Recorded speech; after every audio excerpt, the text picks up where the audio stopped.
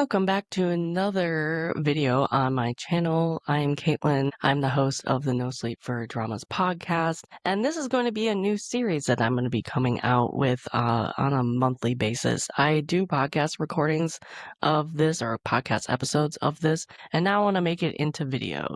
Basically, I'm going to be talking about what I'm currently watching on a monthly basis, and I'm going to tell you what I'm liking, what I'm not liking, what I plan to start, my opinions on it, and then ask what you guys are watching. This is my current watch list for March. A little background, at least on February and January. I was not having the best time in February and January, and I was not watching a lot, and I was really behind on a lot of things. So March, I'm using my time to get stuff off my watch list because I have a lot of things planned in terms of the podcast that I need to start watching to do episodes on, and I clearly need to clear off my watch list. That's something I'm working towards. So some of the things I'm talking about today will be off my watch list by the end of the month, let alone like the next couple weeks, because I'm going to be finishing them. Also, I have discovered that I'm not watching as many airing Korean dramas as I usually do because I have become way more picky on choosing what I click play on in the first place, mainly because I watch mostly crime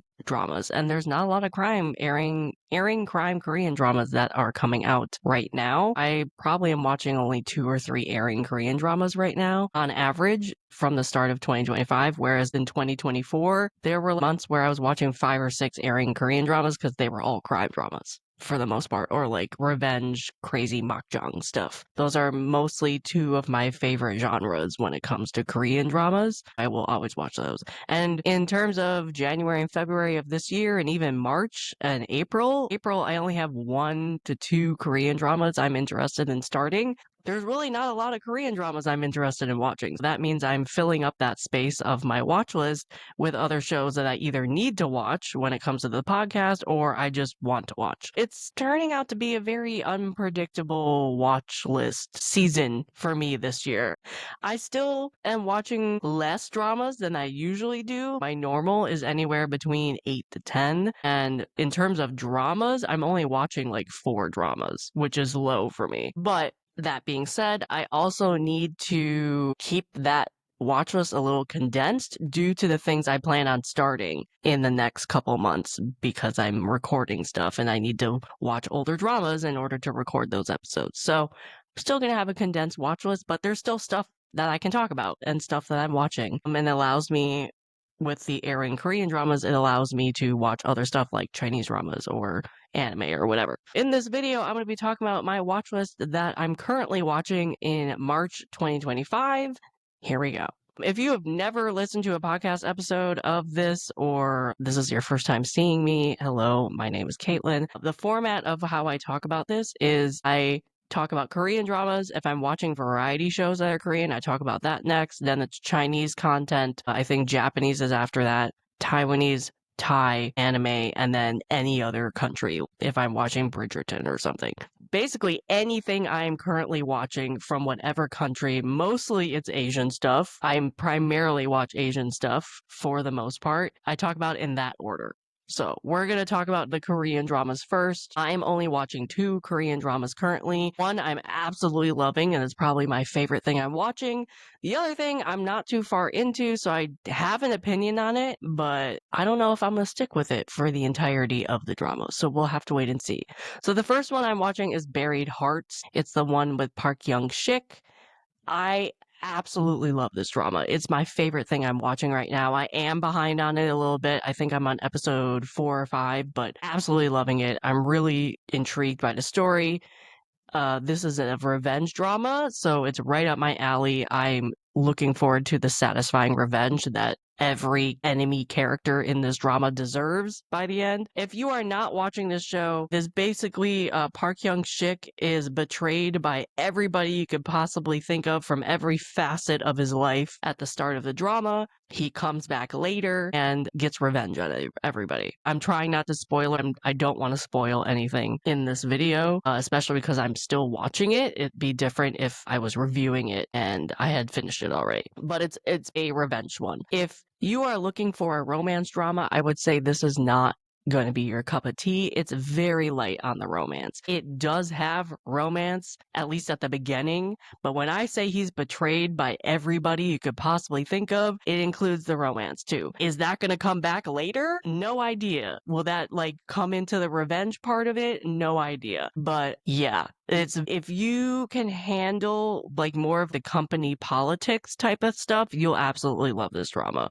Park Young-sik is killing this role. Killing this role. I think this is my favorite role of his. I have not seen him do another like darker crime drama role than this role, and he's killing it. I'm so happy when actors take up these roles that are unlike anything they've ever done and take up that challenge and successfully do it. Park Young-sik is like killing it. I love that this drama also is like in the ratings in terms of Korea, it's doing very well. And from the opinions of who I'm seeing watching it on social media are loving it. I don't think a ton of people are watching this drama, or maybe it's just I don't follow the people that are watching this drama, but if you are a fan of a revenge drama, please watch this one. Also has one of my favorite tropes of all time, amnesia. I'm a sucker for an amnesia trope. Not going to reveal how that works in and what that is, but when that was introduced, I was like, yes, this is definitely one of my favorite dramas I'm watching. I think the cast overall is doing a great job.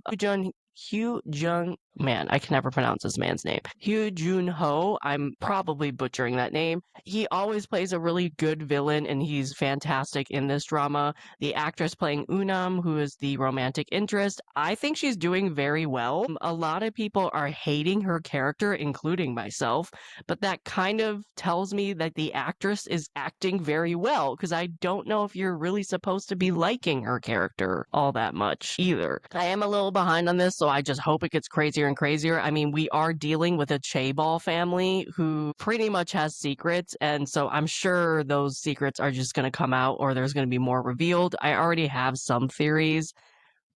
Hoping one theory doesn't play out because it's a trope that kind of happens in Makjang, like birth secret stuff. I'm kind of anticipating it will. We'll have to see what happens, but I'm really enjoying Buried Hearts. That's probably my favorite thing I'm watching right now. The other airing Korean drama I'm watching is The Art of Negotiation. I've only watched the first 2 episodes, so I'm little behind on this. I'm intrigued by this drama. I don't know if I'll finish it. I don't know if I'm gonna drop it, but I'm intrigued by it. There's many things that kept my interest after episode 1 and 2. 2 things that really stood out to me. First one, the reason why I clicked play on this was Lee Jae-hoon's character. He has white hair, and we saw that in like behind the scenes in the trailer. I wanted to see him with the white hair, see how he pulled it off. Let me tell you, he pulls it off very well. His character is interesting because once you get into the drama, you want to know more about his character. So the first 2 episodes, you won't really see him in the first episode because it's a lot of setup, a lot of buildup, and they explain that he's been out of Korea for a while and he's coming back from some unknown country, and you want to know his motives of why he's coming back, because it's clearly an ulterior motive than just coming and saving this company that he's been hired to save. He has an ulterior motive. He wants to figure some mystery out. You don't know what that is. I'm intrigued by that mystery because there's a lot of unknowns. There's a lot of mystery surrounding his character that you want to find out. The other thing that was very surprising to me was the music. I mean, you have the first 2 episodes, you're mostly in boardrooms and conferences talking to board members and like CEOs. And while you're doing this, you have some really intense music playing. It doesn't fit what's on screen, but for some reason it works. I think they did that because the creators knew that this might be a dry topic for people, and so they added in the music to try and liven it up a bit.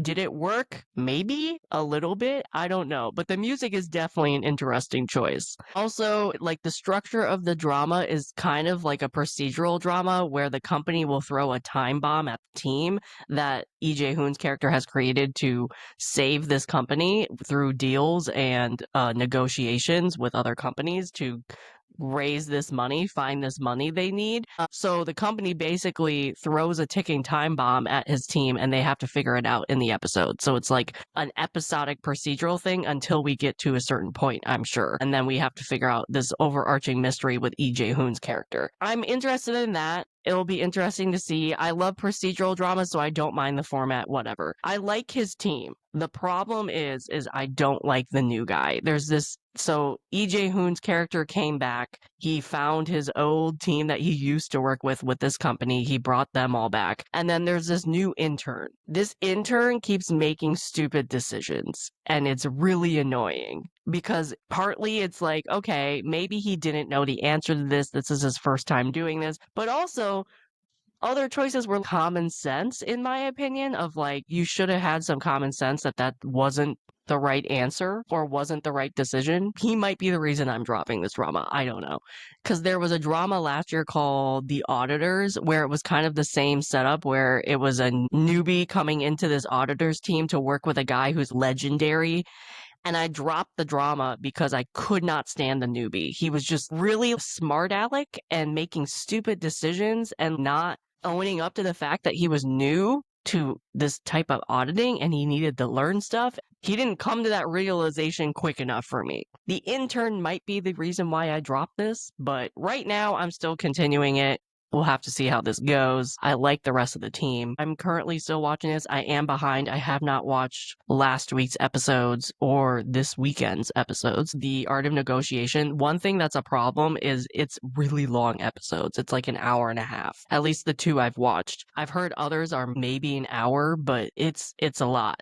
I'm very behind somewhat. But those are the only two airing Korean dramas I am currently watching. I'm also watching the Korean variety show Please Take Care of My Refrigerator, season 2. It is a reboot of an old variety show that I absolutely loved. I'm so glad that Netflix rebooted this. I honestly don't know if it's a Netflix. I don't think it's a Netflix original. I think the original network rebooted it and then it's airing on Netflix. I think JTBC was the original owner? I'm not sure.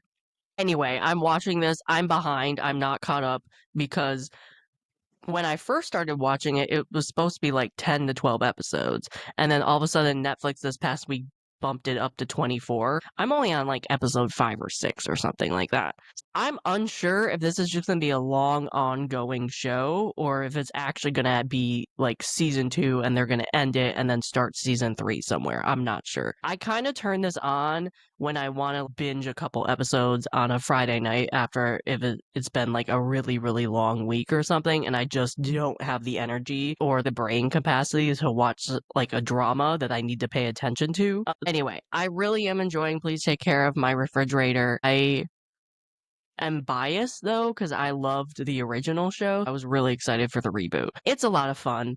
It's basically celebrities bring their refrigerators into the show. Chefs use food in the fridge to make meals in like 15 minutes and then they judge the meals. It's really fun and really easy watch. Okay, moving on. So then I have Chinese dramas. I'm watching 2 currently and they're older. I'm watching these for podcast episodes that I'm going to be reviewing. The first one is Love and Destiny. I've been wanting to watch this drama for a while, and I finally am because I'm going to be reviewing it. I have to get it together, though, and I need to watch this because I'm on episode 15 or so, and I need to finish this in 3 weeks, and it's 60 episodes long. I told myself I was not going to binge it, and I think I'm just going to have to binge it at this point. And I'm not a good binger. That's the problem. I'm not a good binger. I really am not. I kind of watch like episodes, which is why I watch a lot of airing dramas because I watch like episodes here, episode there, whatever. But I have to finish it because I'm going to be recording an episode on it, and I just need to binge it, you know? We'll see how that goes. Currently, right now, I'm liking this drama. I'm only on episode 15, and the people that I'm recording this with are much farther in the drama than me, and they're bored because I guess palace politics have come into play, or this is a Shansha, so like, heavenly politics have come into play more. Right now, I'm liking it. We'll have to see how this goes. It's a Shansha, so I'm sure certain tropes of Shansha dramas come up and they'll be there. I mean, we're dealing with immortals and demons and things like that. I love both leads. I think they're fantastic actors. You have Nini and then you have, I know his first name, but I never remember his last name. Chang Chen. Chang Chen does not do dramas very regularly. He's a movie actor, and I love him as a movie actor. I've always been intrigued to watch Love and Destiny because this is like one of 3 dramas he's ever done in his life, and I think he's pulling it off very well. It's very different than what I expected because typical Shansha is if you're playing a God of War, you're very stoic, you don't show a lot of emotion. His character cracks, like he'll laugh or smile or do something because of Nini's character. And that was very unexpected. There's a lot more comedy, at least in the first 15 episodes of this drama, than I thought there would be. And he pulls it off very well. He makes it kind of like charming, in my opinion. So I like their dynamic. I like them as a leads that are going to be a couple eventually. I'm curious to see how that will play out. Again, it's 60 episodes long, so I'm sure it's going to be a lot of play out, and we'll have to see how that happens. Will I be liking it or will I be bored by episode 35? I don't know. We'll have to wait and see. The other one I recently clicked play on because, again, of another podcast recording is Scarlet Heart, the original 2011 Chinese drama. I have never seen it. Fun fact, I've actually never watched Moon Lovers, the Korean remake, from start to finish. I've seen every famous scene you could possibly think of from that Korean drama where I felt I actually have watched that Korean drama through social media, but I've actually never watched that from start to finish because I've heard how traumatic it is and I don't want to watch it. Now I'm watching the original. Is it going to be as traumatic? I don't know, but we'll have to wait and see. The funny thing is, though, I watched the first episode and I got, sometimes in Chinese dramas, the title credits will spoil stuff for us. I try to avoid title credits, but I, for some reason, didn't skip the title credits and I watched it. Boom! Within 30 seconds, I saw an iconic Scarlet Heart scene. Well, Moon Lovers scene. I would say it's copied, but like clearly Moon Lovers copied this scene from Scarlet Heart. Very, very, very famous scene, down to the positioning, down to everything about it. And I was like, oh, okay, it's a remake, obviously. Moon Lovers is a remake. So I'm going to be recognizing a lot of these scenes. And episode 1 recognized a ton of the scenes. Just for Moon Lovers. It's going to be interesting watching this Chinese drama, knowing I pretty much probably know somewhat of the trajectory that it's going, as well as I'm going to recognize some of these scenes because Moon Lovers have already shown it to me, not that I've watched the drama. This Chinese drama is a 2011, so it definitely shows its age. The CGI isn't the best, but there's some really iconic Chinese actors and actresses in this. I'm excited to watch them. It was a huge deal back then. This drama was everywhere, was really popular, was everywhere. I mean, there's a reason why I got a season 2. There's a reason why it's been remade in multiple countries, including Korea, and I think Thailand is doing one in the next year. I think China has already done like a remake itself. It's a very popular, iconic Chinese drama. So I'm excited to watch the original. I think it will be fun to kind of pick out the scenes that I recognize, fully knowing that this is the original that everything was remade from. I'm sure I'm going to recognize a ton of the Chinese actors and actresses because, again, this drama made everybody famous, or if they weren't already famous, they're now famous for the most part, or they were already famous and they're kind of iconic Chinese actors and actresses. So one thing I did not expect when it came to Scarlet Heart, though, is the comedy. Again, I don't know what I was expecting, but I wasn't expecting as much comedy in episode 1 as it was. So that was unexpected. I liked it still. It was fine. Just was not expecting comedy. I don't know why. So those are the only dramas I'm currently watching. I plan on starting some other ones, which I'll talk about at the end of the video. I'm watching 4 anime, which all end in the next, I don't know, 2 or 3 weeks. These will be off my watch list. I will say I'm never going to watch anime as it airs again because 23 minutes an episode, 1 episode a week, too short. I need to binge them. I can't. And so I'm behind on all of these, even though they end in the next 2 or 3 weeks, 1 or 2 weeks, I should say, because 2 end this coming week and then the next week 2 end. Because I just saved up all the episodes. I'm like, I can't watch this 1 single episode a week. I need to binge it. The first one I'm watching is Ameku MD Doctor Detective. This is a doctor who mixes medical mysteries and crime mysteries depending on what walks through her doors. She's not an ER doctor, but she's brought in on mysterious cases when they arrive in the ER, when they arrive in the hospital. I'm loving this anime. It's very Sherlock Holmes coded. I love anything Sherlock Holmes. If you have any Sherlock Holmes recommendations, anime, dramas, whatever, let me know. I will check them out. I'm invested in the characters. I mean, like, when I say Sherlock Holmes coded, like, the main doctor is Sherlock Holmes. The doctor that she works with every day is Watson. She has a sister that is clearly Mycroft. There's just characters and themes in this anime that is clearly Sherlock Holmes. Because I love Sherlock Holmes so much, I know a lot about Sherlock Holmes, and I've watched a lot of Sherlock Holmes stuff. I'm probably biased towards this anime a little bit.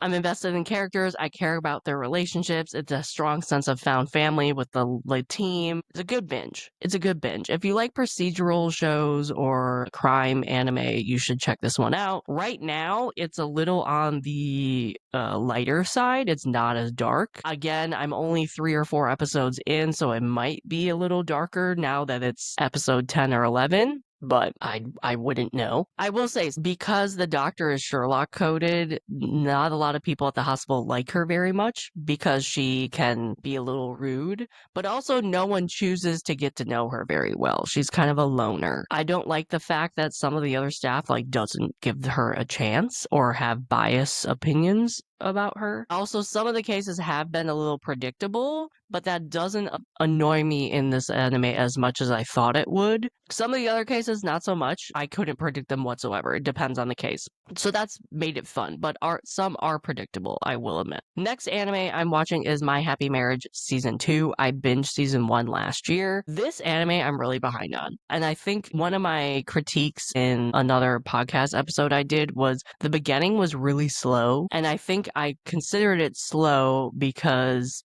I was only watching 1 episode a week, and in 23 minutes, you can't really do much. I stopped watching this and just to binge it now. I'm gonna go back and binge it. I think I'll enjoy this a lot more. I don't know if I'll enjoy it as much as season 1. We'll have to wait and see. It's guaranteed that this is probably gonna get a season 3. I mean, not guaranteed, but my assumption is it's gonna get in season 3 because there's just a lot of content that's not shown yet, and I doubt they'll get through it by the end of season 2. I mean, I find it very hard. It's almost impossible to do that. I'm hoping I'll enjoy it as much as season 1. I'm hoping we'll get progress in the couple's relationship and I know we will because I've seen some spoilers already, like 1 or 2. So I think we'll get progress in their relationship. I hope we learn more about the male lead and his family and their dynamic. We got a little inkling of that in the first episode. I'm just going to brace for a cliffhanger ending to get into season 3 and also binge this and to finish it next week. The last 2 I'm going to talk about is 2 more anime. Zenshu, which I'm finishing today. This was so unexpected. So unexpected. Click play on this with no expectation. I clicked play on this not knowing what I was going to get into. I was just intrigued by the story, but I didn't really know what that story was going to be. I am pleasantly surprised. If you want a anime that is beautiful to watch, the visuals are breathtaking. Yes, it has some tropes that you'll recognize when it comes to anime, but in my way, I don't know, in my opinion, it's kind of refreshing. They kind of have turned some of those tropes on its head. I like the characters. There's found family. It's about a girl who basically got whisked into this movie that she loved as a kid. It's unclear if she died or she's just unconscious in a hospital bed. I'm not sure. And she is a animator, and she uses that animation power to save these people in this movie from monsters. I'm pleasantly surprised by this. I really am enjoying this. And again, the animation of this drama is beautiful. Beautiful. She has her own girl transformation moment, like Sailor Moon, and that's how she starts off her power, and she draws whatever she uses to save these people. It's fantastic. And there's some comedy and found family, and I cried already, so I'm sure the ending is going to be a little sad. I'm really, really enjoying Zenshu. Last but certainly not least, and I probably needs no introduction, the last anime I'm watching is Solo Leveling Season 2. I feel like every episode tops itself. I feel like every time I watch an episode, I'm like, there's no way they're going to be able to top this, or there's no way this was the best episode ever. There's no way I'm going to like the next episode more. It does. It tops itself. I swear everything has a cliffhanger. Everything is next level. The fight scenes are insane at this point. I don't know how they do it. I love the fight scenes. I'm sure this season's going to end on a cliffhanger. It has to. Like, it ends next week. have to wait a really long time for the next season. Another one I wish I binged because again the episodes end on a cliffhanger, so I have to wait another week. I just discovered I can't watch anime as it airs anymore. I have to binge it because pretty much the type of anime I watch tend to have cliffhangers by the end of the episodes because I like more of the fighting action-packed anime versus the romance anime. But those are the 4 anime I'm currently watching. All I'm going to be finishing in the next 2 weeks. And then lastly, I'm going to talk about a couple dramas I plan to add due to various reasons. I still have not clicked play on Hyper Knife. I need to because it's right up my alley and I really need to watch it. There's also a Korean drama in April that I want to start called Karma. It's a Netflix original. I'm sure all of the episodes are going to drop that week. That's a crime drama. From what I remember from the trailer, it's like a group of people get involved in one crime and they kind of all have to deal with each other and the crime. I don't know much more about that, but it looks dark. It's a crime drama. It looks like everybody's crazy. So I'm definitely going to check that out. And then Heartless City, I'm going to watch for a podcast episode. I have been wanting to watch this Korean drama for years, ever since it came out. And then the last 2 are rewatches. I'm rewatching Connection for a podcast episode. This is by far one of my favorite crime dramas that came out last year. It's a Korean drama about a man working in the drug unit in Korea. And then I'm going to rewatch Love Like the Galaxy, which is for another podcast episode. So those are some of the dramas I'm going to be checking out in the next couple months, weeks, and I'm probably going to be adding some other things to my current watch list, but those are the ones I could think of. That is my watch list. That is what I'm currently watching. What are you guys currently watching? Are you watching anything that I'm currently watching? Do you agree with what I said? Do you disagree? What are some of your opinions on what you are liking or disliking or what you've dropped? Let me know in the comments. I would love to hear from you guys. Thank you.